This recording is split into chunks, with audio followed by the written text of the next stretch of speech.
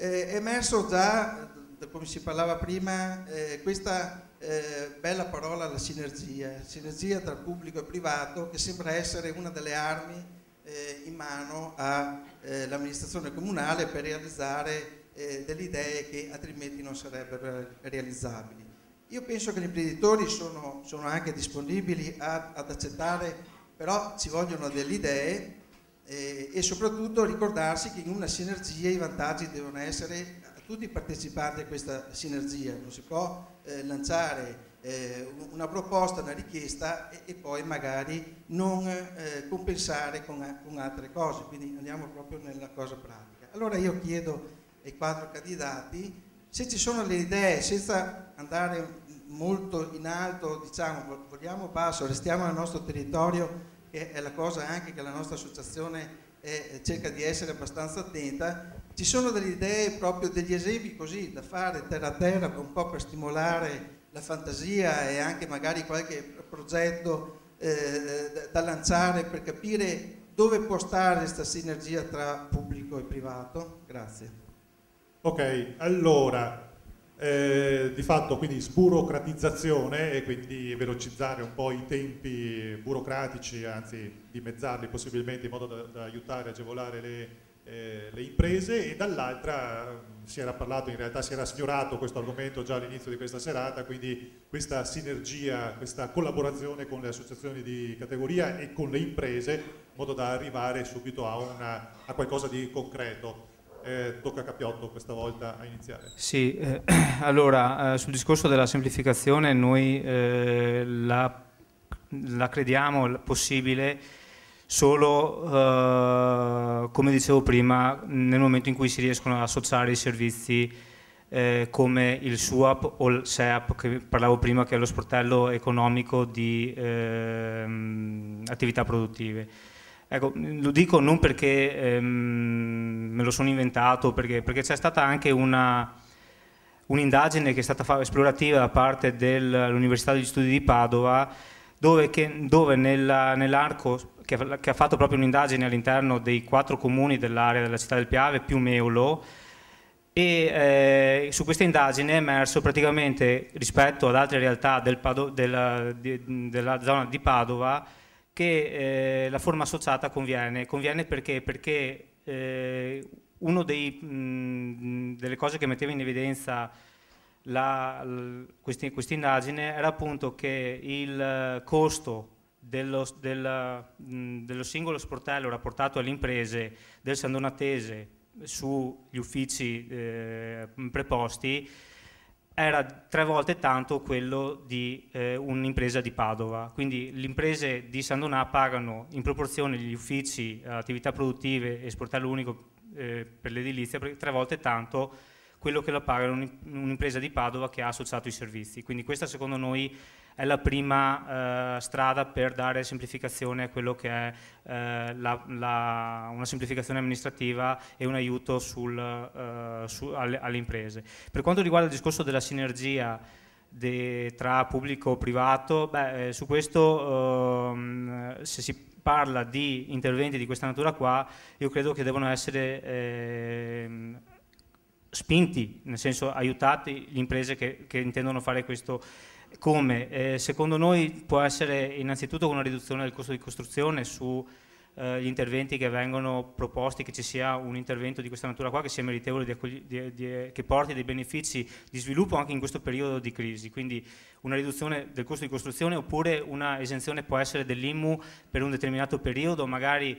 se poi l'intervento viene anche realizzato con i principi di sostenibilità. Quindi su questo è un impegno che l'abbiamo messo anche nel nostro programma, una possibile riduzione dei costi di contributo di costruzione su interventi che rispecchiano i principi di sostenibilità ambientali e soprattutto oppure la riduzione appunto dell'IMU. Quindi sono dei piccoli vantaggi che come amministrazione, nel caso in cui si vincessero le elezioni, mi sento di fare, perché li abbiamo concordati appunto con la lista. Biancona.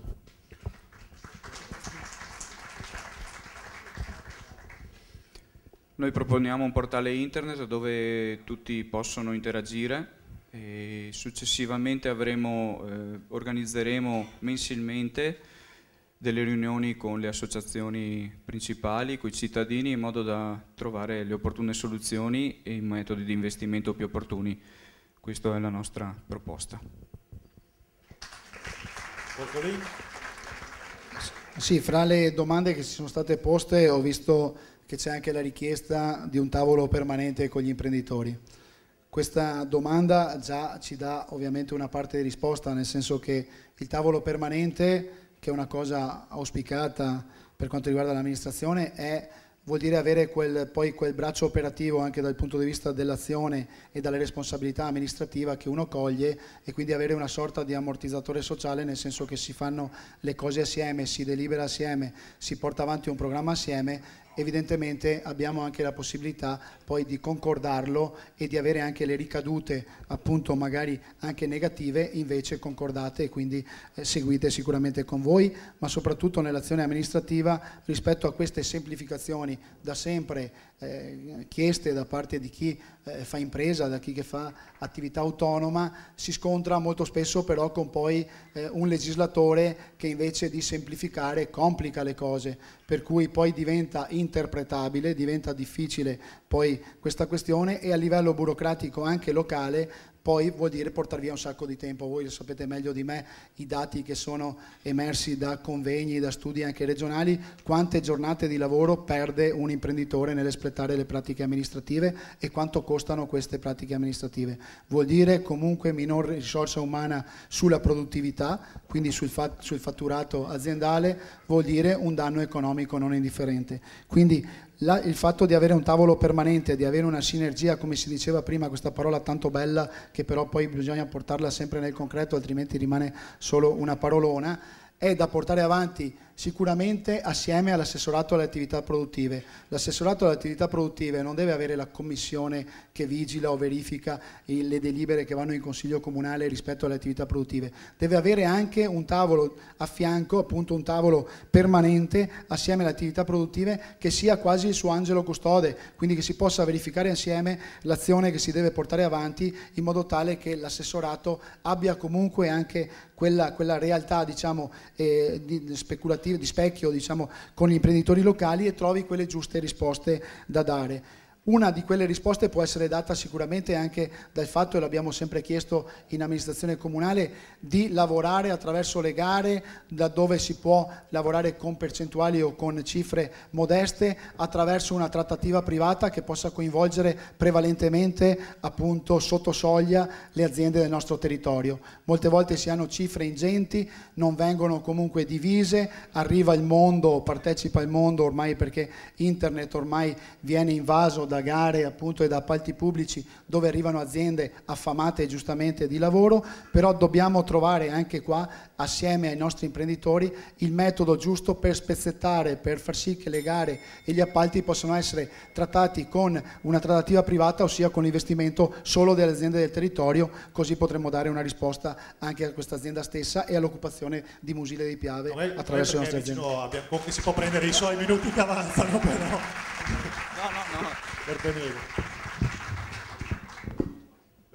È teatrale, che bisogna aspettare la fine del Certo, bisogna aspettare e rispettare il pubblico che in qualche modo accoglie. Allora, cercherò di far sintesi di una serie di proposte che noi abbiamo inserito nel programma. È necessario, urgente, un tavolo di lavoro che mette insieme, come dicevamo poco fa, attività produttive, ente comunale,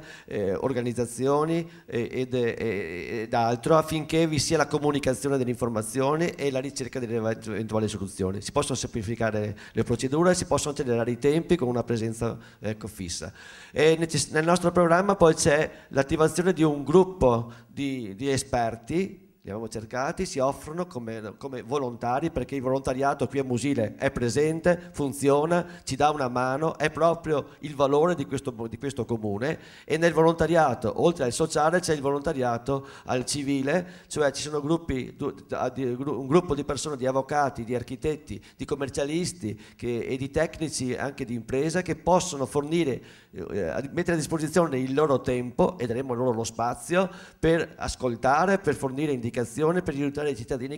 o gli imprenditori che ne hanno bisogno. Inoltre è previsto anche l'attivazione di uno sportello energia.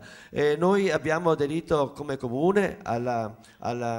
filosofia nuova di costruire che rispetti l'ambiente, che rispetti nei vari ambiti, acqua, terra e aria, ma che rispetti soprattutto anche, favorisca il risparmio energetico. Nel programma, adesso ho prelevato una parte importante, noi incentiveremo costruzione di case attive, cioè case che producono energia anche se anche da se stesse, per alimentare auto eventualmente elettriche e utile per la piccola mobilità. E su questo vengo incontro un po' anche alla richiesta fatta dal presidente dei piccoli degli imprenditori per Musile, scusami Eros, del Bisticcio. Ecco, vengo incontro a questa risposta per dire che la stessa cosa potrebbe essere trasportata anche nella zona artigianale, dove a fronte di sistemi di risparmio o installazione di sistemi per energie rinnovabili come nei capannoni, i quali potrebbero produrre energia per la mobilità elettrica, quindi con risparmio di carburante, ma anche con risparmio di inquinamento da rumore e con risparmio anche economico. In questo modo potremo anche valorizzare questi capannoni e noi come amministrazione sicuramente potremo fornire un incentivo a questo progetto. Per cui uno sportello energia, un gruppo di persone, con persone competenti che possono mettere a disposizione il loro tempo per dare indicazioni, per suggerirci idee, suggerirci anche soluzioni, è fondamentale. È fondamentale che convergano in un tavolo di lavoro che mette insieme tutte queste realtà, perché se vogliamo cambiare questo aspetto di crisi che si sta in qualche modo creando la sfiducia nel futuro, lo possiamo fare solo se facciamo squadra sulle problematiche che ci attraversano.